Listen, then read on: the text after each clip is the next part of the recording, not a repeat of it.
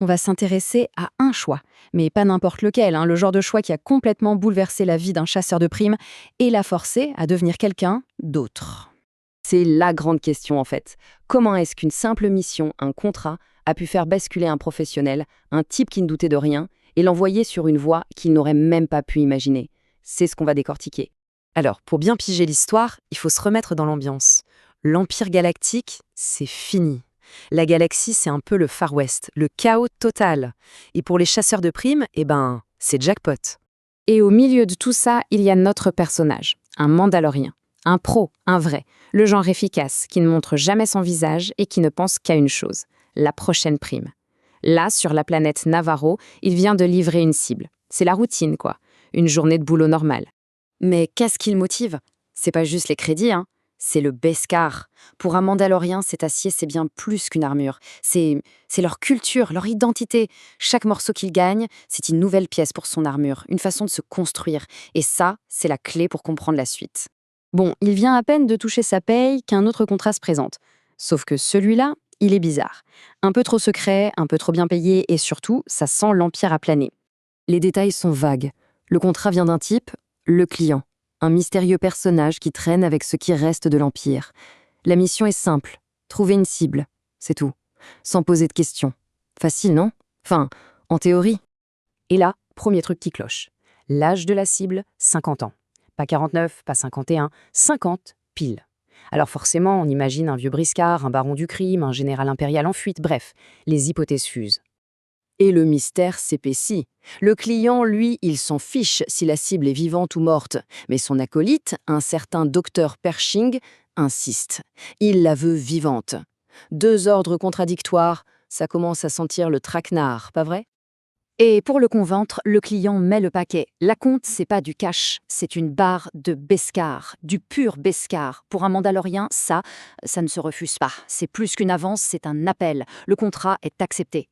Et Selingo, il ne le met pas de côté. Non, non.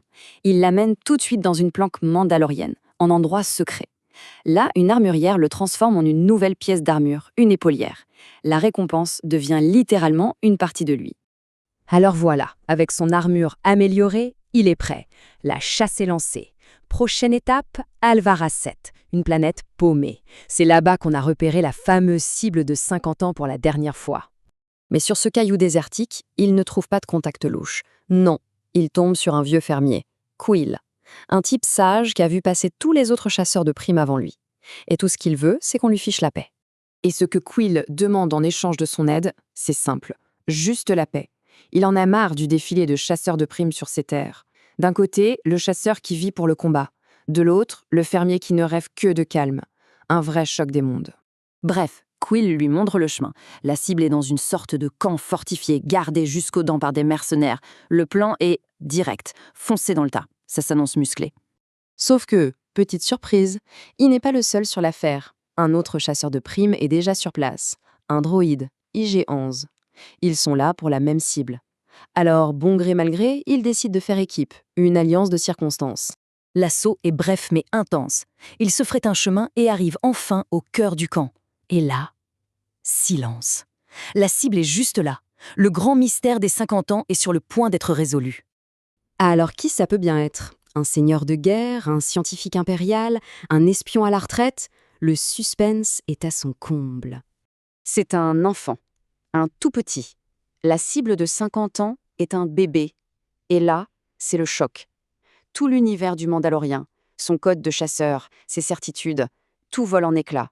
Et comme si ça ne suffisait pas, il reconnaît l'espèce. C'est la même que celle du grand maître Jedi Yoda, une légende. Et là, tout s'éclaire. On comprend soudain pourquoi les impériaux veulent mettre la main dessus.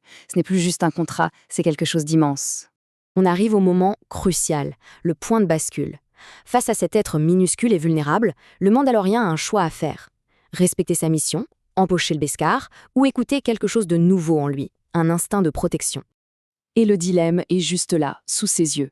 D'un côté, le droïde IG-11, logique et froid, qui voit une cible à éliminer. De l'autre, le Mandalorien qui, sous son casque, ne voit plus un contrat, mais un enfant à protéger. C'est le code contre l'instant. La décision est prise en un éclair. IG-11 lève son arme pour accomplir sa mission, et le Mandalorien tire. sans hésiter. Il détruit son partenaire pour sauver l'enfant. En un seul tir, il vient de tourner le dos à son code, à sa guilde, à tout ce qu'il était. Le chasseur de primes est mort à cet instant. En prenant l'enfant, il est devenu un protecteur, un gardien. Sa vie vient de prendre un virage à 180 degrés. Mais qu'est-ce qui attend un homme dont le métier était de traquer, maintenant qu'il doit protéger? C'est là que la vraie histoire commence.